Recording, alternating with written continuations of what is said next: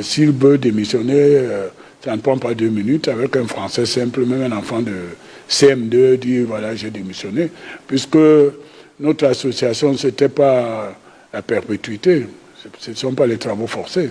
Donc Libre, il est entré dans l'association avec la politique présidentielle. Libre, il en ressort. Simplement, ce qui est inacceptable, c'est les arguments prétendument avancés par lui pour sa sortie. Vous ne pouvez pas être dans une équipe de football depuis 22 ans, 30 ans bientôt pour certains d'entre eux, et à la 42e, au 42e anniversaire, vous dites « je suis responsable de rien », c'est l'autre, le sélectionneur, qui est mauvais. C'est de la mauvaise foi ou l'opportunisme ou la bêtise ou les trois à la fois. Je vais être prudent. Donc, c'est un événement qu'il faut relativiser. C'est la raison pour laquelle je crois qu'on est plus dans l'émotion, parce que la paresse est quelque chose de démocratiquement répandu au Cameroun, devant cette actualité qui n'est qu'un fait divers. Même nous-mêmes dans nos rangs, il faut qu'on prenne du recul et que ça ne se réduise pas aux injures, à l'émotion exacerbée. Ça participe de la dégradation du climat politique et du débat politique dans notre pays, ce que nous n'acceptons pas. Moi, personnellement, je ne l'accepte pas. Donc, il faut qu'on prenne du recul et que nous ayons une position qui s'adapte. D'ailleurs, nous n'avons jamais fait une élection en comptant ni sur le FNSC de M. Chiroma ou ni sur un autre parti associé. Notre, il n'est pas le seul. Nous avons encore plusieurs partis, l'UNDP, dont vous nous annoncez le cataclysme ce week-end. Non. Et quand nous avons gagné des voix, dès que vous appelez le fief électoral, c'était seul en compétition avec les mêmes. Donc, il ne faut pas faire de la surenchère émotionnelle. Et je crois que même ceux qui s'attaquent à la personne de Issa Chiroma, je ne suis pas d'accord. Parce que je trouve qu'il faut qu'on se respecte. Et moi, c'est mon aîné. Vous êtes dans un endroit où il m'a vu grandir. Il a habité ici à la Cité Cycle. Et j'ai porté son sac quand il allait jouer au basket. C'était un très bon basketteur. Maintenant, on ne peut pas être d'accord politiquement. La seule chose que je lui conteste, c'est le fait de dire qu'on a échoué et lui n'y est pour rien. Là, je dis, il y a quelque chose qui ne va pas. Mais le reste, s'attaquer à sa personne, faire ceci, on est en train de créer un événement de fin du monde alors que nous ne sommes pas dans la fin du monde. Nous sommes en politique et certains font de la politique une agence de distribution de privilèges. Et quand les privilèges sont contrariés, ils prennent des positions iconoclastes. Donc quand vous l'avez dit, vous dites sereinement, et moi je ne vais pas vous exposer comment nous allons agir, parce qu'ils sont dans la tactique, mais nous on a une stratégie. Alors sur la question d'une autre question d'actualité qui retient quand même le souffle à l'intérieur du parti au pouvoir, il y a ce congrès que le RDPC n'a pas tenu depuis Mathusalem. Le plaidoyer et ce combat est porté aujourd'hui par un conseiller municipal RDPC, Léon Taylor Onana. Le RDPC va-t-il tenir un congrès avant la présidentielle de 2025 pour définitivement légitimer la candidature naturelle de Paul Biya? Nous l'avons aussi adressé cette question à Hervé Emmanuel Comme. Qui mieux que le membre du comité central du RDPC pour y répondre précisément? Nos statuts nous permettent de présenter le candidat à la présidence sans passer par le congrès. On peut faire un congrès, c'est souhaitable, c'est un grand moment de la vie du parti, mais ça ne changera rien. Sauf si on fait un congrès pour changer le parti. Et je crois que ce n'est pas ça le fond de votre question. Si on fait un congrès du RDPC avec les statuts actuels du RDPC, le candidat naturel du RDPC, c'est le président national du RDPC. Je suis clair. Et d'ailleurs, de ce point de vue, celui que vous avez cité là, son nom m'échappe d'ailleurs, il ne nous apprend rien. Au dernier congrès que nous avons eu, le camarade Zeng, le chef supérieur de Sa Majesté, était candidat. Le RDPC a continué son aventure. Vous êtes au courant de ça, moi. Mais voilà. Donc, ceux qui veulent... Vous savez, je suis malheureux pour les gens qui regardent la scène politique. Les Camerounais ont la réputation d'être très intelligents, mais quand vous êtes à l'intérieur, incroyable, même les bars sont un peu plus disciplinés. Et écoutez, les gars en face passent leur temps à commenter la vie à l'intérieur du RDPC, plutôt que de faire, d'organiser des associations qui soient plus vertueuses ou qui soient plus attractives que la nôtre. Donc, ils courent derrière nous. Et c'est là que je dis à mes camarades, quand on est premier de la classe, il faut faire attention, parce que le dernier peut vous retenir pour vous rattraper. Quand on se met aussi dans des situations, celle de la démission d'un partenaire, et certains dans nos rangs veulent en faire un drame, c'est inacceptable. Ce n'est pas comprendre les règles de la compétition. La politique, c'est le marché de l'offre et de la demande programmatique. On appelle ça en sciences politiques en américain, en anglais, input, output. C'est la théorie de Partison. Quand vous avez une demande sociale et qui est légitime, on demande plus de routes, d'écoles, d'hôpitaux, vous répondez, vous qui avez le pouvoir, par la satisfaction totale ou en partie cette demande, pour justifier la confiance que les demandeurs, et les demandeurs ne sont pas étiquetés. Quand il y a une demande sociale, si elle est pertinente, elle est valable pour tous les Camerounais. Ce n'est pas une demande sociale du RDPC ou bien du PUS, qui est un mouvement que vous connaissez très bien. C'est une demande sociale de tous les Camerounais. C'est la raison pour laquelle le discours des leaders politiques, et c'est pour ça que je suis heureux qu'il y ait dans la jeunesse quelques-uns qui ont compris. Matumba, qui est un fils de policier, quand il parle pour tout le monde. C'est ce qu'on veut. Et d'autres, quand ils parlent... Mais quand vous devenez dans l'exclusivité, c'est-à-dire vous parlez que pour votre boutique, vous n'allez pas loin. Vous comprenez? La politique du président Paul Biya, c'est la prise en compte de l'intérêt général pour satisfaire la demande sociale inclusive de tous les Camerounais. Et c'est pour ça que je suis serein. On peut faire mieux. Mais pour l'instant, c'est nous qui parlons des problèmes du Cameroun. Les autres parlent des problèmes des groupes ethniques. Ils parlent des problèmes des régions. On revient à la démission. Quand vous dites, moi, je suis candidat du Grand Nord, vous n'êtes pas allé loin. D'abord parce que statistiquement et mathématiquement, le Grand Nord, ce n'est pas la majorité du Cameroun. Et même si elle était majoritaire, vous n'êtes pas propriétaire de tous les électeurs qui sont au Grand Nord. Il faut avoir un peu d'humilité en politique et avoir une projection. Moi, je dis si quelque chose n'est pas bien pour les habitants de la cité SIC, ce n'est pas bien pour tous les Camerounais. Clair. Si vous dites que quelque chose n'est pas bien simplement, et c'est là que je suis meurtri, avec, vous ne parlez pas d'eux parce qu'ils ne font pas le buzz, ils sont un peu mornés, ils sont des Mongols. Le groupuscule qui a écrit un document en ces revendications de la région du président dans le sud. Écoutez, je suis malheureux.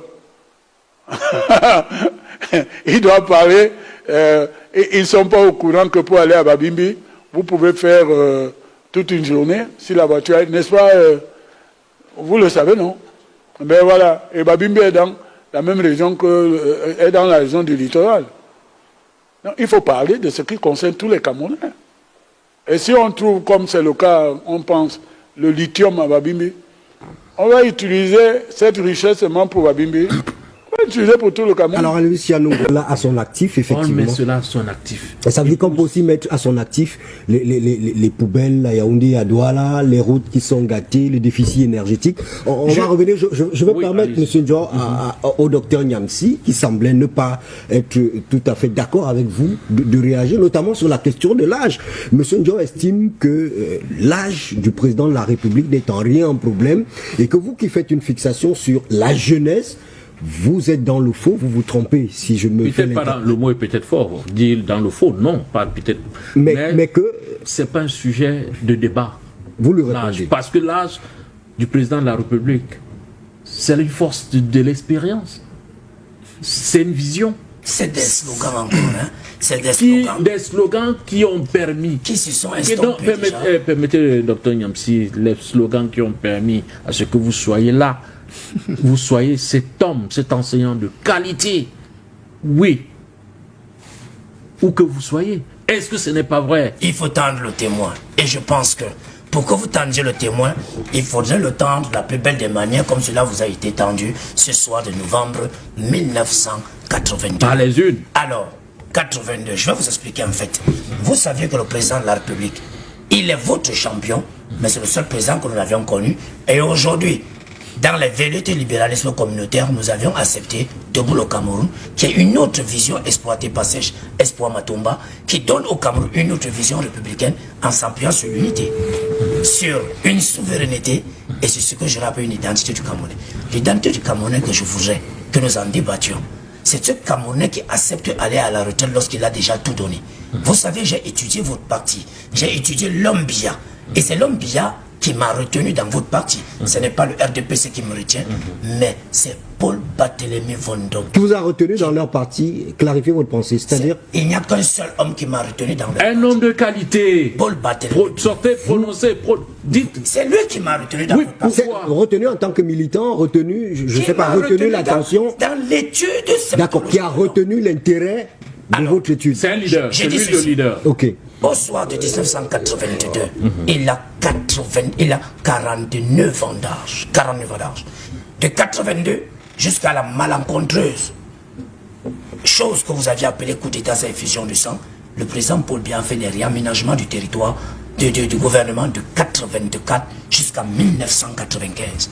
Et vous savez que... Non, pas seulement les réaménagements. Vous vous trompez peut-être. Je vous dis, en 84, le président Paul Biya fait un gouvernement après le 6 avril. Il le change 6 mois après, 7 mois après, 8 mois après, dans le chronogramme du Cameroun.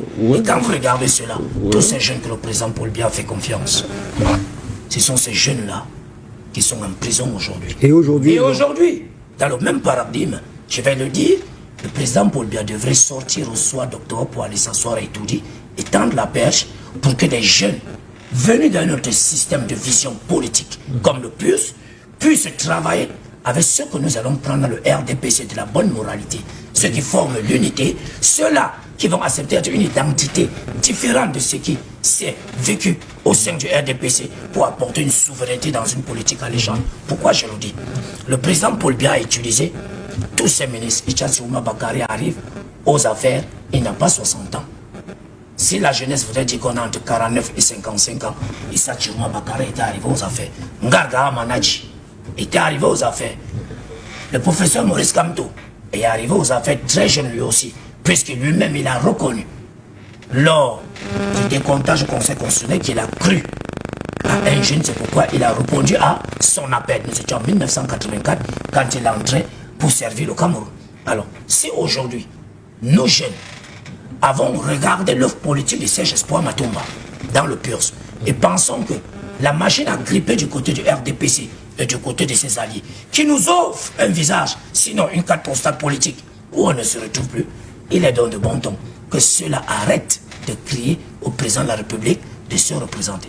Qu'au sein de leur parti, s'ils veulent qu'on leur donne un diagnostic plausible, aussi thérapeutique qu'il puisse être. Docteur Niamsi, Paul Biya vous fait-il peur? Ce n'est pas l'homme qui nous fait peur. Qui vous fait peur? C'est la main inexperte. C'est la main inexperte des héritiers du président qui pourront faire du Cameroun un chaos. vous parlez déjà d'héritage d'un homme qui est encore là et que ses militants appellent à se représenter. Sortons du fantasme. Permettez-moi. C'est où pourquoi le vous débat parlez devient d'héritage d'un homme? Non, vous savez qu'il y a eu une retraite présidentielle. Nous ne voulions pas faire de ce champion ce qu'on avait d'Abou Bourguiba, ce qu'on avait non, pas du tout. Nous voulons faire de ce champion, un homme qui ira au Pritalé et on verra Niamsi Pouli amener Espoir Matomba au palais à Itoudi pour voir ce qui se passe. Attendez. Permettez-moi de faire. Gardez espoir. Nous sommes dans un environnement démocratique où il y a une élection. Nous ne combattons pas l'élection. Nous avons tout simplement peur de vos mécanismes en place. Parce que le président Paul Biya, dans son positionnement de durabilité, nous savions déjà que les 4 millions d'électeurs qui suivent la cause du PURS sont en train de... Les 4 millions d'électeurs. La cause du PURS. Alors que Paul Biya lui-même n'a pas encore été, n'a jamais été élu par plus de 4 millions d'électeurs depuis qu'il est au pouvoir. J'ai envie d'entendre le communicant du PCRN sur la question, sur cette passe d'armes entre le RDPC et le PURS. Monsieur Ngouran, vous avez la parole. Je crois que le communicant du RDPC, chaque fois qu'il ne fait qu'interpeller le fédéralisme communautaire. Je ris parce que ça fait partie de ce qu'on dit souvent, lorsque vous ne connaissez pas quelque chose, il faut le demander. Et c'est pour ça que donc vous connaissez le RDPC. C'est pour ça que j'ai apprécié la réplique que vous avez dit en précisant que c'est l'idée dont il a du fédéralisme communautaire. Parce que il y a des petits mots parfois qui nous trahissent un peu. C'est-à-dire que vous avez, par exemple, on parle du fédéralisme communautaire quand on parle de fédérer. On fédère quoi? Des communautés. Des communautés. Oui. Il y a un adage qui dit le contenu de communauté, ensemble, on est fort lorsqu'on est ensemble. Expliquez. Parce que effectivement, on s'est rendu compte que la décentralisation dont on parle, ça n'arrivera jamais. Parce que cette hyper-centralisation du pouvoir fait en sorte que on ne veut pas lâcher du lest. Il y a un politologue sur ce plateau. Allez voir comment les mairies fédéralisme communautaire. Allez voir comment les mairies souffrent.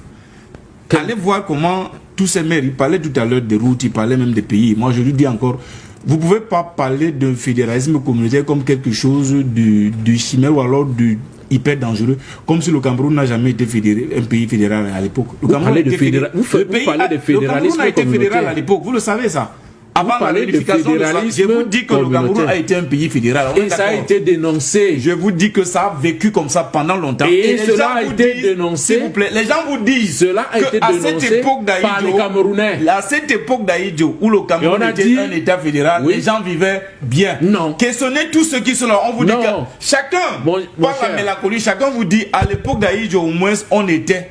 Des gens vous le disent. Non, attendez. Quand vous regardez aujourd'hui, non, je suis en train de de relater des faits. Non, vous faites la quand je parle tout à l'heure de cette décentralisation qui fait en sorte que des blocages font en sorte que des gens au niveau, vous parlez tout à l'heure de la ville, mais vous savez que le tout cyclisme a été annulé, l'étape de Douala a été annulée. Pour cause de quoi? Pour des problèmes de route. Vous savez, la gestion, c'est aussi prévoir. Vous avez au Cameroun, de prendre juste la ville de Douala. Là, vous parlez des villes émergentes de haute. Moi, je dis que ça, c'est... Vous avez un quartier comme Banga Pongo. Vous avez Baden-Baden. Vous avez Lundi. Dans un état sérieux, c'est le gouvernement qui construit des quartiers et les populations viennent y habiter. Mais ici, c'est l'inverse. Des gens, ils vont trouver... Et très souvent, on parle d'urbanisation anarchique. Ils se battent de leurs propres moyens. Et M. Ndion veut qu'on mette ça à l'activité.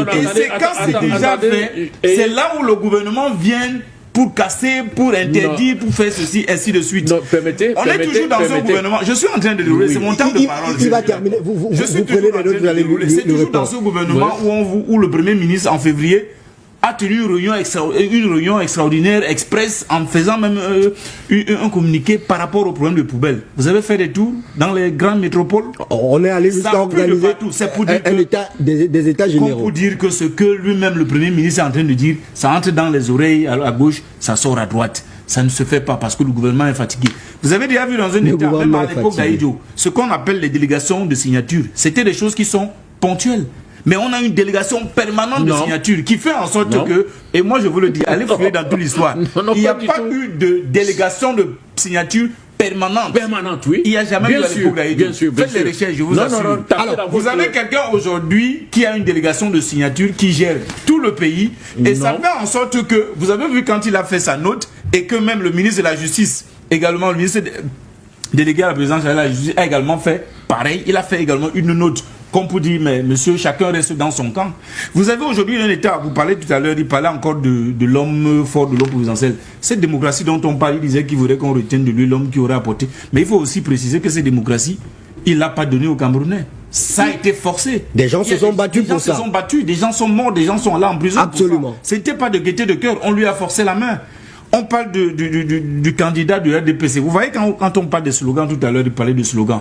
En 1997, c'était, quand vous voyez les slogans, c'était les grandes ambitions. 2004, les grandes réalisations. 2011, c'était le choix du peuple. Ah bah oui. Moi, je vous dis, en 97, nous allons voir le bout du tunnel. Tu sais, les je vous dis, quand ça aurait pu être à l'inverse. Ça veut dire que le peuple aurait plutôt pu choisir d'abord. Le choix du peuple, on aurait pu d'abord choisir une personne qui a une vision et puis la réalisation. Mais vous voyez où on vient mettre le choix du peuple. Ça veut dire qu'en permanence, on a des gens qui, comme on le dit, qui sont fatigués et qui n'arrivent pas à mieux gérer, mais que de passer le témoin, comme disait le docteur Yancy, il faut seulement perdurer. Qui vous dit qu'en 2035, ils ne vont pas encore vouloir que le président se représente? Je suis juste fier qu'ils disent tout à l'heure que l'âge, ce n'est pas un problème. Pourtant, en 2018, c'était les mêmes du RDPC qui tiraient sur le président Cabral Libi parce qu'il avait 35 ans. Non, il est trop jeune, il faut Qui a parlé de ça? Alors, merci M. Ngoran. Puisqu'il ne nous reste plus beaucoup de temps, on va permettre à M. Njo en 2 minutes de réagir à vos propos en ajoutant que sur la question du gouvernement, le temps malheureusement, sur la question du gouvernement qui est fatigué, le docteur Niamsi, sur ce plateau aussi, il y a 1 ou 2 semaines, nous a sorti la théorie de la ménopause, d'un gouvernement ménopausé, c'est-à-dire incapable de produire autre chose. Au fil conducteur de cette émission avec Fon Moa, qui est donc descendu avec nos équipes aussi sur le terrain pour continuer à parler de ces démissionnaires. Et justement, l'un des éléments qui revient le plus récurremment, c'est le caractère versatile du dernier démissionnaire, Issa Chiroma Bakary. Fon Moa nous le fait comprendre dans cette interview qu'il a réalisée avec l'éditorialiste Pierre Claver Nkodo. Bonsoir Michel Mbaga, bonsoir également à l'ensemble des téléspectateurs de Feu Média et particulièrement du programme Zoom sur le 237.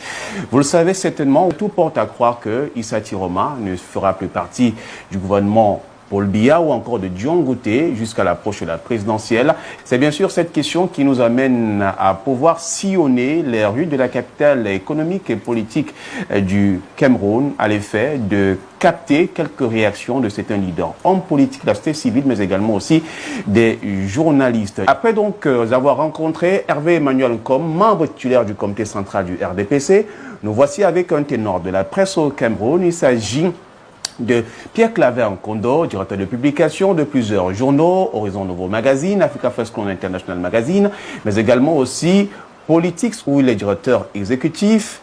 Dépé Nkodo, merci de nous accueillir chez vous. Bonjour mon cher Nawa, bonjour à vos téléspectateurs et merci de me faire l'honneur de me solliciter mon commentaire sur cette actualité. Vous réagissez pleinement en tant qu'un acteur de la presse parce que vous avez quand même au moins une trentaine d'années derrière vous et vous avez pu balayer, rebalayer le landerneau politique camerounais, Issa Chiroma Bakary, qui annonce sa démission pour du gouvernement, une déclaration à la suite, une candidature à la présidentielle, même si cela n'a pas encore été acté officiellement par le gouvernement du Cameroun. Quelle est la lecture que vous faites suite à cette actualité? Sincèrement, je ne saurais pas être surpris compte tenu de l'idée que je me fais du personnage, que je suis depuis effectivement très longtemps, depuis plusieurs années, une vingtaine d'années, sous la politique. Je retiens déjà de Issa Chiroma qu'il fait preuve d'une certaine versatilité sur le champ politique. Il a créé le Front National pour le Salut, mais ce n'est pas sa première aventure politique. Il faut rappeler à notre téléspectateur qu'il a commencé la politique, il s'est fait illustrer en politique depuis les villes mortes avec le SDF, après il est rentré dans l'UNDP, après il a créé son propre parti.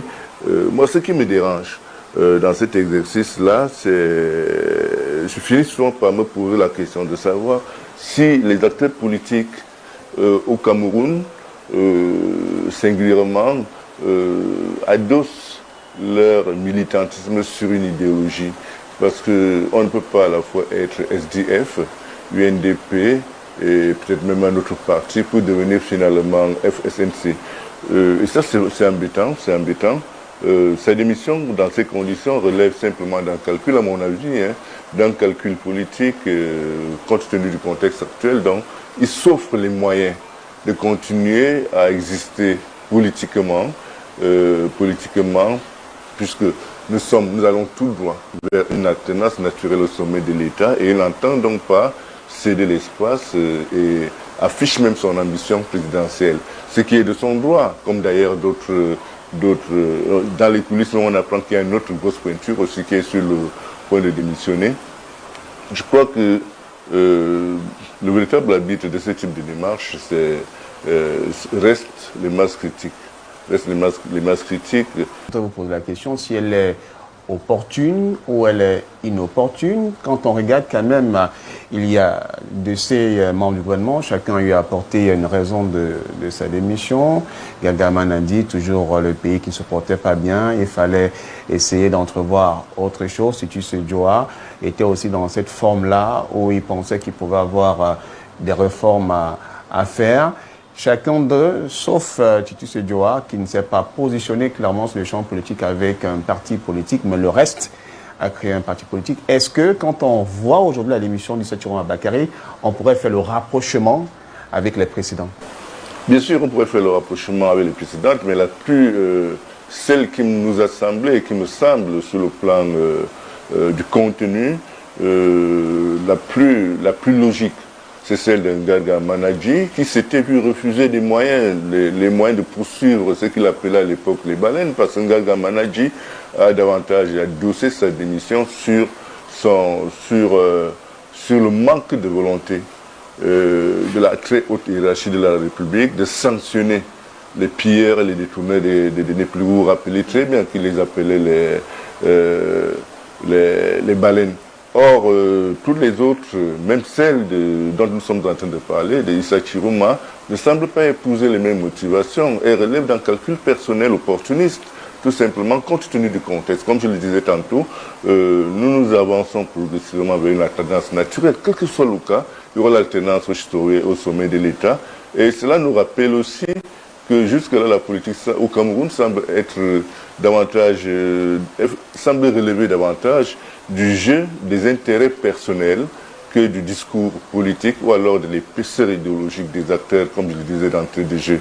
J'ai rien contre la démission d'un membre du gouvernement, mais la question que je me pose quand je parle des interrogations, c'est de savoir si c'est aux fins de l'intérêt général ou aux fins à ses fins personnelles. Et je vous rappelle que tous ces acteurs au sommet de l'État sont tous des fossoyeurs des caisses du trésor public.